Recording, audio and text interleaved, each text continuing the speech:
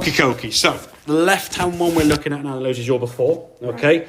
We talked about your setup being a bit narrow with the feet. Now you probably can't see with the stance, but the fact we can see a bit of mat between your feet there would indicate you've got a little bit wide. I think you realise now what your stance width needs to be. Yeah.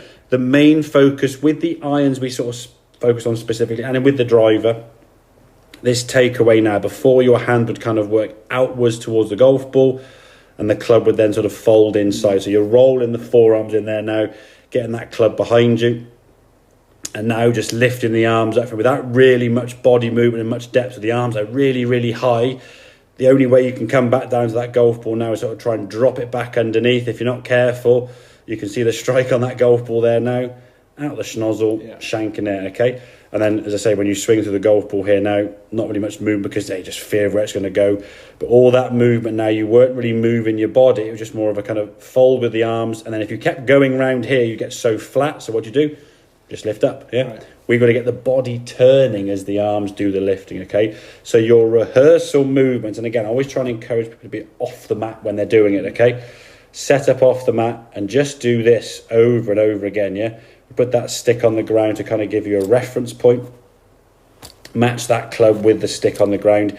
And again, it hasn't got to be perfect, but in that kind of range of kind of here would be fine, okay? Yeah. From a club head's perspective, the leading edge is going to match up to your spine, which you can see it pretty much does there, okay?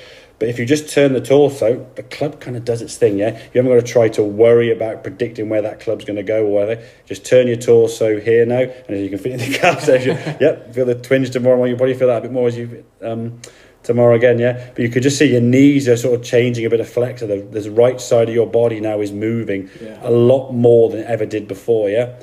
Then when you've done that, now you've done sort of 3, 4, 5, 6 of them, when you come and step into the golf ball, your focus now is hit the ball. Now, we talk about the sort of takeaway.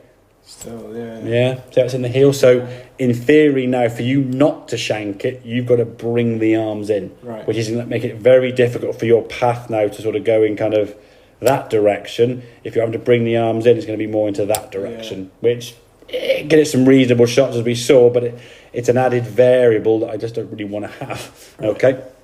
But if we watch the takeaway now, with the practice that you've done, if we go back to kind of where you were as a comparison, so the club's kind of there's your hands.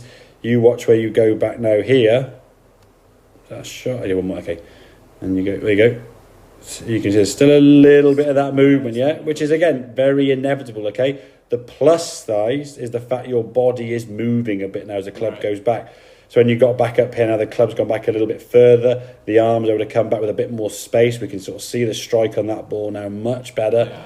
And then through the target. Okay, the follow through, I think, probably next lesson we're going to work on that, getting through the ball a bit more with the body. Right. I think the takeaway is going to be the main focus.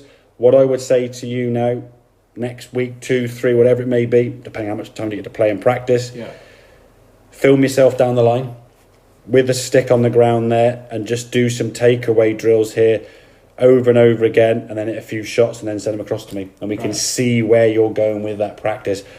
Potentially you might start pushing the arms further out to keep the club face out here. That's often a fault find that people think, oh, I don't want the club to go too far behind. They start moving the arms further away. So we're still keeping the arms working in.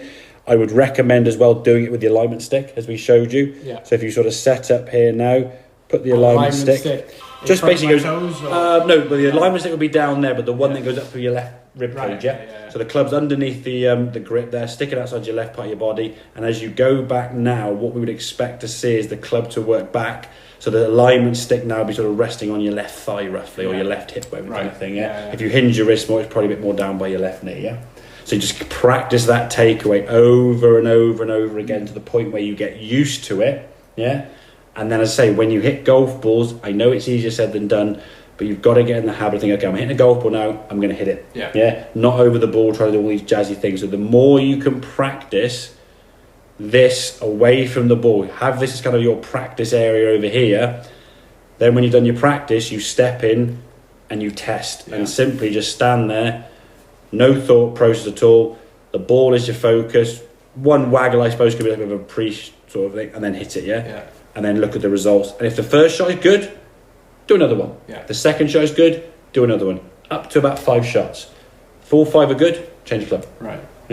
and then do 5 more rehearsal swings, repeating it, change target, change distance, okay? Challenge your practice, make every shot have meaning, not just pounding ball after ball after ball, because if one shot gets worse on the screen, most people tend to the next one quicker and quicker and quicker, and the shorter the gap between shots you hit, the quicker you go back to old habits. Right, okay. Because you're not actually thinking about what you're doing, you're just whipping another ball out again and hitting it again and again and again and again, and unfortunately we revert back to old habits so easily, So we'll keep monitoring that. If you can go away and do some practice with that takeaway. From a driver's perspective, as we said, when you go back a little bit further, the feeling is that the thumbs, if I just get to this position here now, when you get to the top of the back, so your thumbs are pointing kind of, I guess, back up here towards kind of the wall behind you, yes? Right. You're not allowing that range of motion to increase too much, because that more so with the drive, because the club's longer, there's more kind of dynamic weight because the club's further away from you. Right. You don't really overswing with the irons, you sort of control the length pretty good, but your driver swing, the club's sort of getting down here somewhere because you're just collapsing with that left wrist a bit. So, and once that left wrist goes, the club face is open. So right. Does all that make sense? Yeah, no, that makes sense. Okay, so things to focus on then, yeah? Yeah, definitely. Excellent, good stuff.